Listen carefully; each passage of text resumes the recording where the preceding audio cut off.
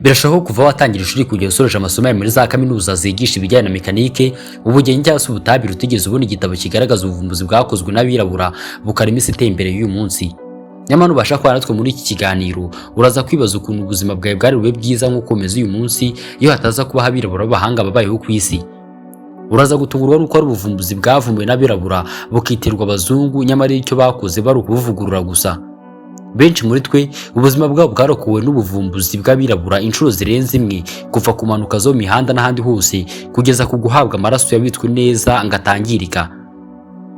Mbere ko turi ubuvumbuzi bugera ku 10 bwakozwe n'abirabura, reka mbanze wikaze wibanye natwe ku nshuro ya mbere muri ibiganiro byacu.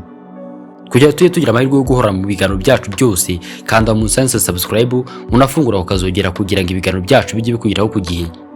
Mwe dusanzwe tubana muri biganiro byose dushiraho muraba agaciro nagiranwa. Iki kiganiro kitwa Isokoyubuvumbuzi, naho ngiye cyobagezaho twatse nyumva Olivier. Bahaye ikaze.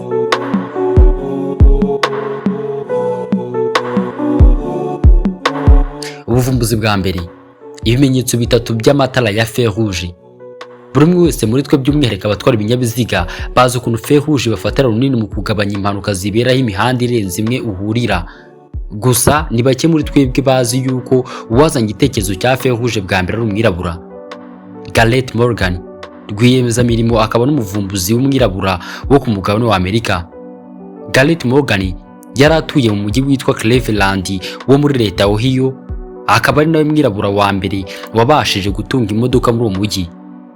Mu mwaka wa 1922 Gareth Morgan yabonye impanuka yabereye aho imihanda ihurira ubwo imodoka yagunganaga n'igare ry'ifarasi, bimutera kugira inyota yo gukora icyazagabanya izo mpanuka zo mu mihanda, by'umwihariko mu isangano ry'imihanda. Muri icyo gihe abapolisi nibo bafite inshingano zo kuyobora ibinyabiziga bihurira mu isangano ry'imihanda nk'uko fer rouge zibikora uyu munsi. Icyakora ibi byagoraga bikomeye cyane abatwara ibinyabiziga kubera yuko batari bazi neza ibimenyetso umupolisi akoresha abwira abahagarara guhagarara cyangwa se kugenda, bitewe n'uko ibimenyetso yakoreshaga bitabaga bizwi ahantu hose. Ku itariki 20 z'ukwezi kwa 11 k'umwaka w'1923 nibwo Gareth Morgan yashyize ku mugaragaro ubuvumbuzi bwe bwari buje gukemura iki kibazo cy'impanuka zaberagaho imihanda ihurira. Ubundi buraho imihanda ihurira hashyira amapoto afite impande eshatu, uruhande rumwe rwanditseho ijambo rigira riti stop bisobanuye guhagarara, urundi rwanditseho go bisobanuye kugenda, mu gihe urwa gatatu rwo rwanditseho caution bisobanuye kwigengesera. Gusa nubwo hari ikibi bimenyetso byari bikemuye, byari bikigoranye kubikoresha kuko byasabaga yuko umuntu ahora abikontorora, kandi bikaba bitari binafite urumuri ku buryo byanakwifashishwa mu gihe cy'amasaha y'igicuku. Nyuma yaho Gareth Morgan yagurishije umushinga w'ibihumbi 40 by'amadolari yakoreshwa muri Leta Zunze za Amerika ku kigo cyitwa General Electric Company gishinzwe ibijyanye n'ingufu z'amashanyarazi, kohereza ibyogajuru mu isanzure n'ibijyanye n'indege, ingufu zisubiramo n'ibindi. Ahe nabwo uyu mushinga w'ibimenyetso biyobora imodoka mu masangano y'umuhanda byavuguruwe bitangira kujya bikoresha umuriro w'amashanyarazi. None uyu munsi hari fer rouge zikoresha amabara n'ibimenyetso biyobora ibinyabiziga mu ihuriro ry'imihanda, zahereye ku gitekerezo cya Gareth Morgan.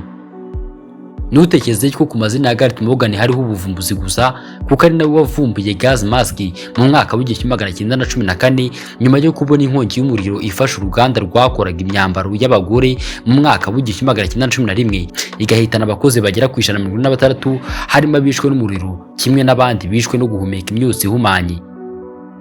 Ubwo yabonaga uburyo bagerageza kuzimya inkongi y'umuriro bagowe cyane no kurokora abari bari muri uruganda barimo barashya n'abandi bicwa n'imyotsi, nibwo yafashe umwanzuro wo gukora gas mask. Kuri ubu yifashishwa n'abazimya inkongi y'umuriro, abasirikare, abapolisi, mu nganda n'ahandi hose hashobora kuba hari ibyotsi bumanye.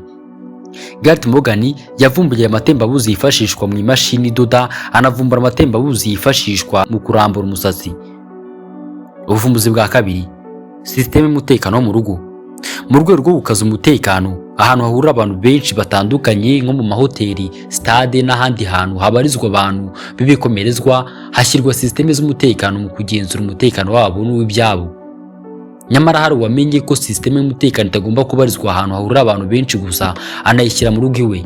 Mu myaka ya kera Marie Van Britten Brown umwiraburakazi wavutse ku itariki ya 30 z'ukwezi kwa 10 mu mwaka w'1922 akavukira mu gace kitwa Jamaica gahana imbibi n'umujyi witwa Queens uherereye muri leta ya New York.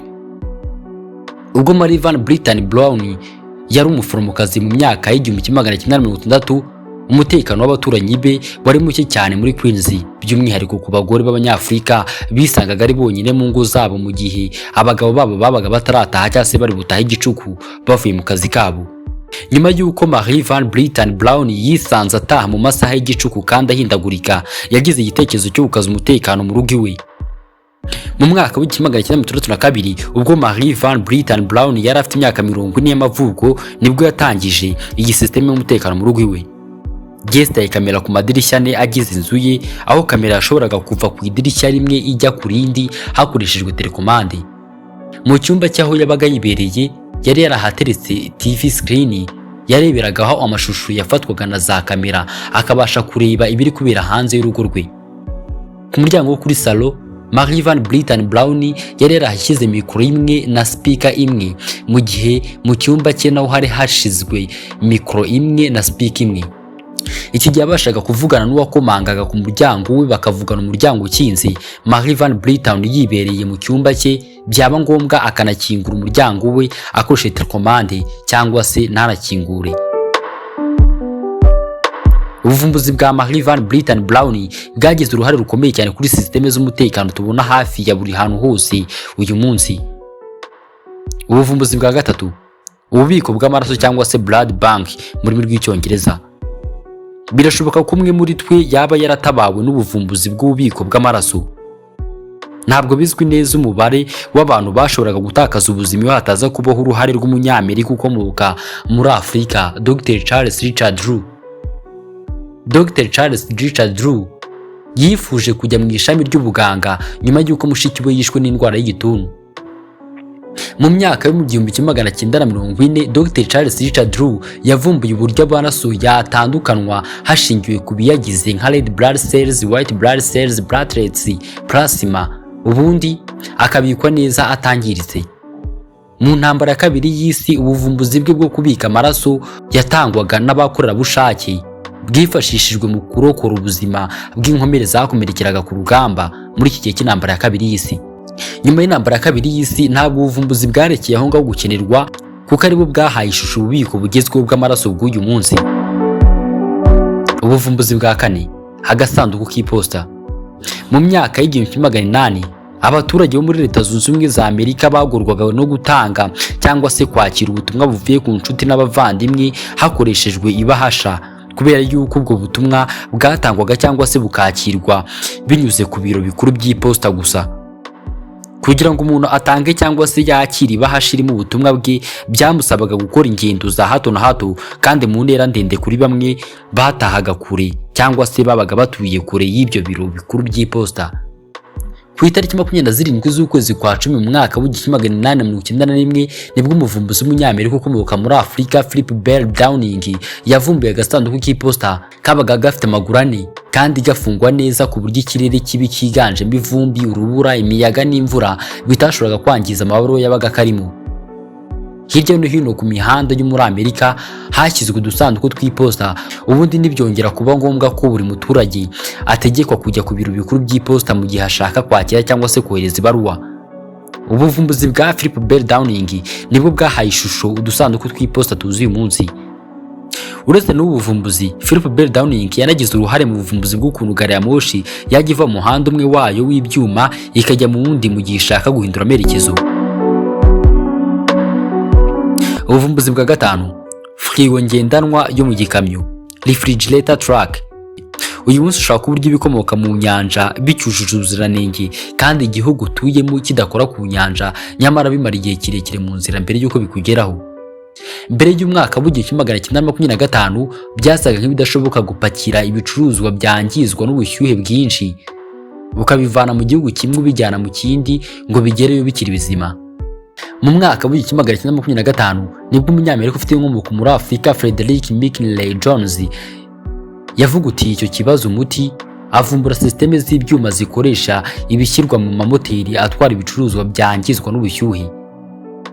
Bwa mbere systeme ivumburwa yakoreshejwe mu gikamyo cyatwaraga ice cream. Nyuma yaho mu ntambara ya kabiri y'isi, iyi system yanifashishwe mu kubungabunga amaraso yagemurwaga mu bitaro byayahaga abakomerekeraga ku rugamba bayakeneye.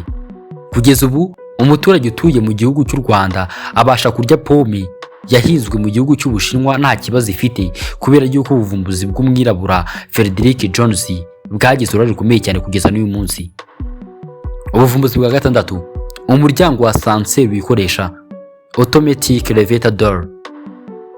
Ku itariki 11 z'ukwezi kwa 10 mu mwaka w'1887 nibwo ubuvumbuzi bwa Alexander Mills yavumbuye uburyo imiryango ya asanseri yajya yikinga ikanikingura mu buryo bw'automatique cyangwa se bwikoresha. Mu kinyejana cya 19 kuva muri asanseri ntacyo byari bitwaye, ahubwo ikibazo cyavukaga iyo igihe cyo gufunga cyangwa se gufungura umuryango wa asanseri cyageraga. Kubera ibyo byombi byasabaga gukoresha intoki ku bagenderaga muri asanseri, akenshi bigateza impanuka zirimo gufatwa n'umuryango rimwe na rimwe uyifunze cyangwa se uhubukiye gufungura akisanga arimo arahanuka bitewe n'uko amapata rye yabaga arangiritse ariko uri muri iyo asanseri atarabimenya. Mu gukemura icyo kibazo, Alexander Mills yakoze asanseri ifite umukandara ukwiduka ufashe ku gisa nk'agapogisi abagenzi bahagararagaho icyarimwe ukanafata ku muryango wa asanseri. Iyo asanseri yageragaho abagenzi baviramo, wa muryango wahitaga wikingura ukajya hejuru bitewe n'uko uwo mugozi wagufashe kuri ako kabogisi n'umuryango wagakururaga ugakurura uwo muryango, ubundi umuryango ugafunguka uzamuka. Ubuvumbuzi bwa Alexander Mills busa nk'ubwaharuriye inzira abandi bavumbuzi bavumbuye asanseri zigezweho zifite imiryango yikingura tubona uyu munsi. Ubuvumbuzi bwa karindwi, agafata urupapuro rwo mu bwiherero toilet paper holder. Niba warigeze kugera mu bwiherero butari ubwa kijyambere, ushobora kuba warabonye ukuntu ari ingorabahizi kubona ahantu urupapuro rwo mu bwiherero rwaterekwa rutangiritse. Nyamara mu myaka y'1980 umwiraburakazi Mary Beatrice Davidson Kenner yari yaramaze kuvumbura akantu gafata urupapuro rwo mu bwiherero. Ibijyanye n'isuku byo Beatrice Kenner yararabyitayeho kuko mu myaka y'1920 yavumbuye imigozi ifata padi z'abagore yise sanitary belt. Iyi migozi yari ikoze neza mu buryo yagumishaga padi mu mwanya wayo, bigafasha uwuyambaye kugenda atekanye yumva nta kibazo afite cy'uko padi yagwa cyangwa se ikaba itamufashe neza. Icyakora ntabwo ubuvumbuzi bwamubyariye inyungu z'amafaranga bitewe n'uko kampani yari yumvikanye nayo mu kwamamariza uyu mushinga we. Yamubwiye yuko imaze kumenya ko ari umwirabura yasanze bitakunda, ariko ibivuga isa nk'imwiseguraho. Kubera ibibazo by'ivangura rishingiye ku ruhu, igitekerezo cy'ubuvumbuzi bwe cyatangiye gukoreshwa n'izindi kampani z'abazungu atigeze zigiramo inyungu. Ubuvumbuzi bwa 8, laser feko. Aka ni agakoresho kifashishwa mu kubaga ijisho ahagana mu mboni, aho imboni yangiritse kurwamo igasimbuzwa imboni yakorewe muri laboratoire. Mbere y'ubuvumbuzi hari abantu batari bake bamaze igihe cyabo cyose cy'ubuzima kureba ari inzozi, bareba icyezi cyangwa se bakareba ibintu bisa nk'ibirimo ibihu, kubera yuko nta gikoresho cyari gihari cyashoboraga kwifashishwa mu kubaga imboni y'ijisho ngo ibe yasimbuzwa indi. Mu mwaka w'1981 umwiraburakazi wo muri Amerika Patricia Bath yakoze agakoresho gakoresha imirasire y'icyayi mu kubaga imboni y'amaso. Nyuma yo kubona yuko iki kibazo cyo kwangirika kw'imboni y'ijisho cyari giteje inkeke cyane muri Leta Zunze Ubumwe za Amerika, nyuma yo gushakira ubumenyi muri kaminuza y'i Berlin mu gihugu cy'Ubudage mu bijyanye n'imirasire y'icyayi yitwa laser, na nyuma yo kumara imyaka ikabakaba 5 ari mu bushakashatsi bw'igikoresho cye, Patricia Bath yageze ku buvumbuzi bwatumye abarirwa mu miliyoni bongera kureba neza. Mu myizerere ye, Patricia Bath yumvaga yuko buri wese afite uburenganzira bwo kureba, kandi kuko nibyo. Ubuvumbuzi bwa 9, vitesse yihindura automatic gear shift. Richard Bowie Spikes ni umwe mu bavumbuzi bavumbuye uburyo vitesse y'imodoka yajya ihinduka bidasabye yuko habaho gukandagira ambrillage cyangwa se ngo shoferi arwaye no guhindagura vitesse. Mu kwezi kwa 12 ku mwaka w'1932 nibwo Richard Bowie Spikes yaguriwe igitekerezo cy'ubuvumbuzi bwe agikoramo inyungu y'amafaranga. Uretse kuba Richard Boy Sparks yaramenyekaniye cyane kuri ubuvumbuzi bwe, yanavumbuye feri ziri automatique zikoreshwa mu bikamyo no mu mabisi, anavumbura system ipima feri z'ibinyabiziga kumenya niba ikinyabiziga gifite feri kuko zigikora neza mbere yuko cyahaguruka. Usibye nibi, yanavumbuye amatiyo yanyuzwamo inzoga zenzwe. Richard Boy Sparks yakoze imyuga irenze imwe kuko yabaye umwogoshi, umwarimu, rwiyemezamirimo n'umuvumbuzi. Ubuvumbuzi bwa 10, agaterekwa umupira wa golf tee. Mu kinyejana cya 15 mu gihugu cya Scotland niho umukino wa golf watangiriye, nubwo abanyamateka bamwe bizera yuko uyu mukino watangiriye mu bwami bw'abami bw'abaromani witwaga paganika. Muri icyo gihe ntabwo umupira wa golf wari ufite agakoresho kabugenewe ko guterekwaho umupira mbere y'uko ushotwa, ahubwo hakorwaga akagunguzi rimwe na rimwe kakoreshwaga hifashishijwe ibyondo cyangwa se umucanga. Mu mwaka w'1899 umwirabura wo muri Amerika Dr. George Franklin Grant yakoze agati gaterekwa umupira wa golf. Nyuma yo kurambirwa uburyo bwakoreshwaga bwo gukora akagunguzi umupira uterekwaho mbere yo gushotwa, kimwe mu byamuteye kugira umuhate wo kuvumbura akakoresho katerekwagaho umupira wa golf harimo kuba byaragoraga cyane kumenya ubutumburuke cyangwa se uburebure buhoraho umupira uzajya uterekwaho mbere y'uko ushotwa, no kuba byaratezaga umwanda cyane ku bakinnyi b'uyu mukino wa golf. Ntabwo Grant yigeze akura inyungu z'amafaranga muri ubuvumbuzi bitewe n'uko atigeze agira umuhate wo kubwamamaza. Nguko k'ibigwi by'uyu mudogiteri mu bijyanye n'ubuvuzi bw'amenyo, umuvumbuzi wa golf tee wavutse ku mucakara wacitse ubucakara yanditse amateka atazigera asibangana. Mu mwaka w'1925 nibwo William Lowe nawe byari umudogiteri mu bijyanye n'ubuvuzi bw'amenyo yamukoreye mu ngata, ubundi akora agaterekwaho umupira wa golf gafite ibara ritukura kisumbuyeho neza mu bijyanye no kuvugurura aka gati kari karavumbuwe n'uyu nguyu witwa Grant, yakise Lady T. Ubuvumbuzi bwa 11, umukoropesho wa kijyambere linking map. Uyu ni umukoropesho umeze nk'itorosho wifashishwa mu gukoropa, ufite umwihariko wo gukurwamo amazi bidasabye yuko ukoresha agera aho uhuriza ibiganza bye n'uyu mukoropesho cyangwa se n'iki kintu kimeze nk'iswime ngo bibe byamwanduza intoki. Nubwo ari abantu benshi bashobora kutabyizera neza, igitekerezo cya mbere cyo gukora bene iyi mikoropesho cyavuye ku buvumbuzi bw'umwirabura. Nubwo muri iyi myaka ari ahantu hake cyane wasanga bakoresha bene ubwoko bw'umukoropesho mu bihugu byo ku mugabane wa Afurika, by'umwihariko mu ngo z'abaturage. Uyu mukoropesho wavumbuwe mu mwaka w'1983 uvumbuwe na Thomas W. Stewart wari umunyamerika ufite inkomoko ku mugabane wa Afurika. Ubuvumbuzi bwa 12, ifomu zikora biswi.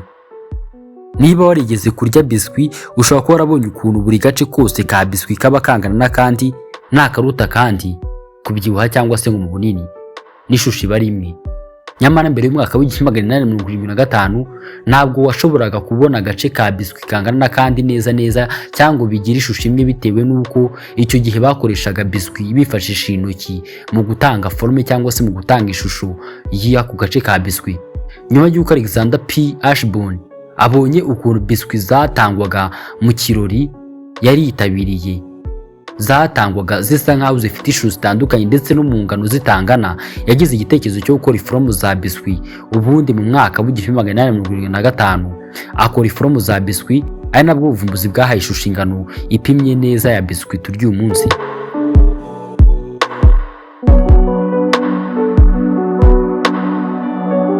Ababirabura bose ni abantu bagize uruhare rukomeye cyane kandi mu bikorwa byacu bya buri munsi dukenera. Wakubwira yuko ibingibi ari byo byakozwe gusa bikozwe n'abirabura yaba kubeshye, kubera yuko ari ubundi buvumbuzi dushaka kuzagaruka mu bindi biganiro cyangwa se ukazagira ahandi hantu byumva. Amateka y'Abanyafurika cyangwa se abirabura yakomeje kugenda abikwa ahantu henshi ku buryo utakunze kuyasanga mu bitabo. Twagiye twiga ubuvumbuzi bwagiye bukorwa n'abantu bagiye batandukanye, harimo ba Albert Einstein n'abandi bose bakoze ubuvumbuzi koko bigaragara yuko ari ubw'ingenzi cyane mu buzima bwacu bwa buri munsi. Nyamara utekereje ku buvumbuzi bwinshi bwagiye bunakorwa, usanga Abanyafurika cyangwa se abirabura baragize uruhare rukomeye cyane mu kubaka igisi tubona iteye imbere y'uyu munsi.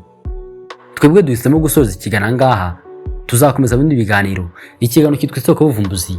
Ndabashimira mwebwe twakomeje kubana natwe kugeza ku musozo w'iki kiganiro. Reka tuzakomeze ubutaha.